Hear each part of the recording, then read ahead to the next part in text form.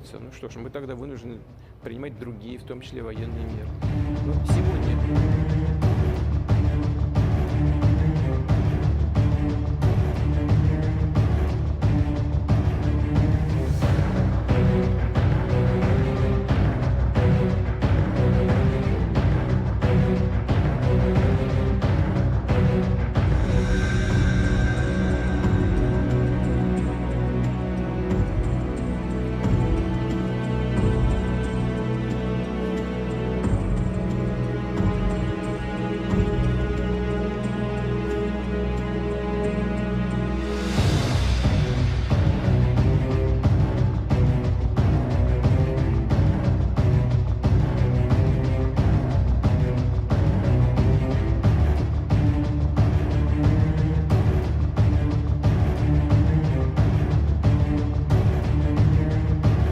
Я бажаю вам перемоги, бути міцним, не втрачати її.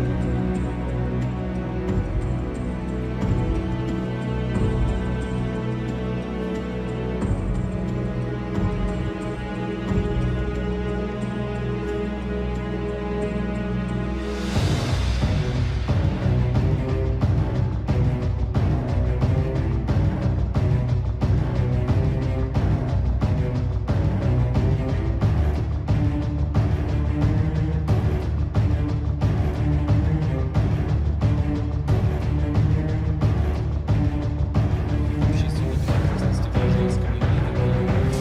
Я хочу обратить внимание глав всех регионов, руководителей правоохранительных